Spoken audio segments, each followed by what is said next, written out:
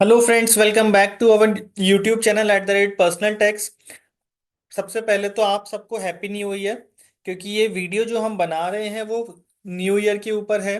हम इसमें बताएंगे कि न्यू ईयर शुरू होते समय आपको अपने क्या पर्सनल फाइनेंस टिप ध्यान में रखने हैं, पर्सनल फाइनेंस के लिए चीज़ें क्या ध्यान में रखनी है। तो चलिए वीडियो को शुरू करते हैं। सबसे पहले तो आप अपने पास्ट ईयर यानी कि जो 2024 साल निकल गया है उसके खर्चों को रिव्यू करिए।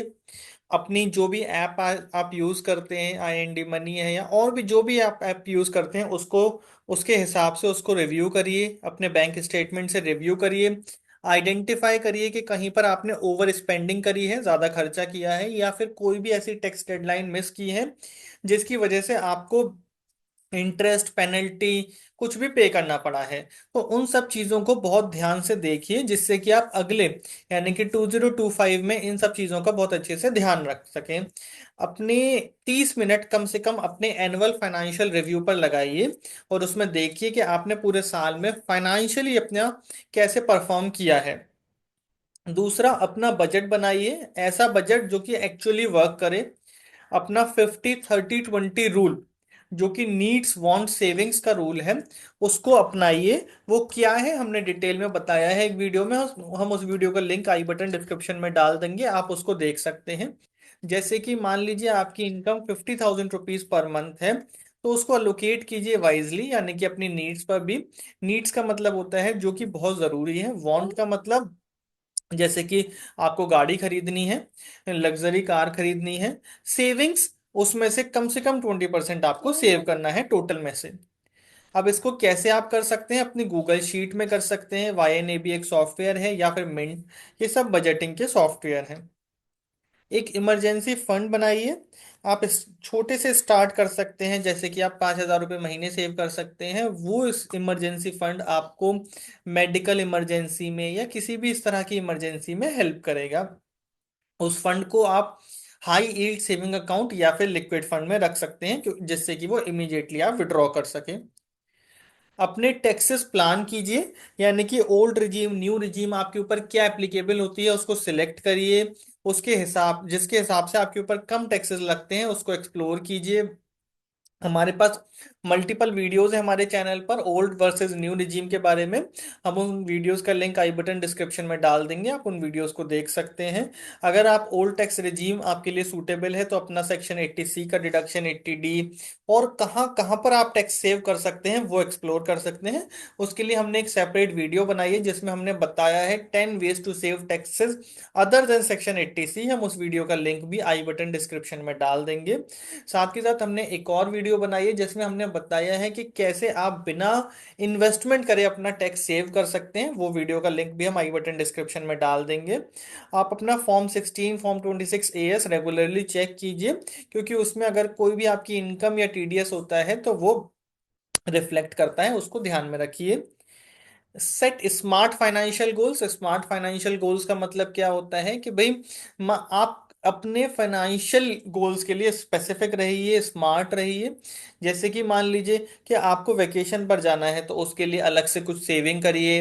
अपने म्यूचुअल फंड में एक इन्वेस्टमेंट करिए, वो इन्वेस्टमेंट मेजरेबल होना चाहिए। मेजरेबल मतलब आपको पता होना चाहिए अपने आपके गोल्स से, आपके जो आपको अमाउंट कॉर्पस चाहिए उससे अलाइंड होना चाहिए। और साथ के साथ आपने मान लीजिए एक गोल बनाया कि मुझे 10 साल बाद 1 करोड़ रुपए 10 साल में इकट्ठे करने हैं। तो हम ऐसा नहीं सोच सकते कि 10 साल बाद ही 1 करोड़ रुपए होने चाहिए। हम उसको छोटे छोटे पीरियड में डिवाइड करें, यानी कि हर साल 10 लाख रुपए इकट्ठे हो जाएं तो वो 10 साल में जाकर के 1 करोड़ रुपए बनेंगे। या फिर ऐसा सोच सकते हैं कि हर महीने में 1 लाख रुपए जोड़ूं जब मैं जाकर के 1 करोड़ तक पहुंच सकता हूं। तो इस तरीके से अपने गोल्स को मंथली एक्शन में तोड़िए। अपने डेट रीपेमेंट को प्रायोरिटाइज कीजिए।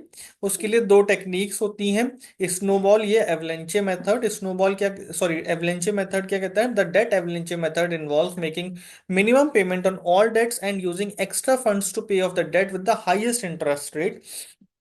यानी कि सबसे पहले अपनी हाईएस्ट इंटरेस्ट वाली डेट को खत्म कीजिए।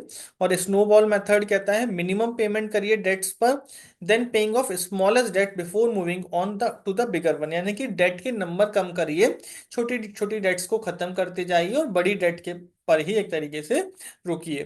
Avoid high interest debt like credit card loan. Credit card loan बहुत हाई इंटरेस्ट डेट होता है, कम से कम 30 से 35% का इंटरेस्ट होता है, उसको अवॉइड करिए। अपनी इन्वेस्टिंग शुरू करिए। अगर आप बिगिनर हैं तो SIP, PPF, NPS, beginner friendly stocks में इन्वेस्ट कीजिए। रिस्क एवर्स है, रिस्क एवर्स मतलब आपको रिस्क कम लेना है, रिस्क लेना कम पसंद है, तो FD, बॉन्ड, RD में इन्वेस्ट कर सकते हैं। और इन्वेस्टिंग की सबसे अच्छी टिप यही है कि you you should start as early as possible. Review your insurance coverage. आप अगर आपका टर्म इंश्योरेंस है तो वो सफिशिएंट है या नहीं, उस चीज को देखिए। Avoid ULIP plans. ULIP plans क्या होते हैं? वो इन्वेस्टमेंट प्लान होते हैं, they are not insurance plan actually. और प्लान्स विद हिडन चार्जेस, बहुत सारे प्लान्स होते हैं जिसमें हिडन चार्जेस होते हैं, उनसे आपको बचना चाहिए, उनको अवॉइड करना चाहिए। ऑटोमेट योर फाइनेंसेस, यानी कि आपकी जो बिल पेमेंट्स हैं, सेविंग्स हैं, इन्वेस्टमेंट्स हैं, उनको ऑटोमेट करिए। ऑटोमेट करने का फायदा क्या है?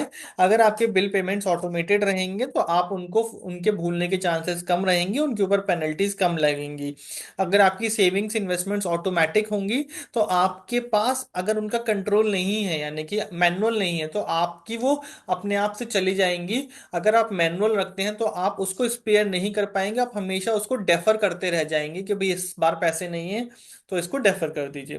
Consistency is the key to financial discipline. तो SIP में वो बहुत रोल प्ले करता है, क्योंकि SIP कंटिन्यूअस पीरियड की होती है तो कंसिस्टेंट होती है, वो आपके फाइनेंशियल डिसिप्लिन आप क्रिएट करने में हेल्प करती है। अगर आप और पर्सनल फाइनेंस के बारे में जानना चाहते हैं तो आप हमारे चैनल @percent को सब्सक्राइब कर सकते हैं। साथ के साथ कुछ बुक्स हैं जैसे कि psychology of money, rich dad poor dad, let's talk money, इस तरह की बुक्स को आप रीड करके पर्सनल फाइनेंस के बारे में और जान सकते हैं।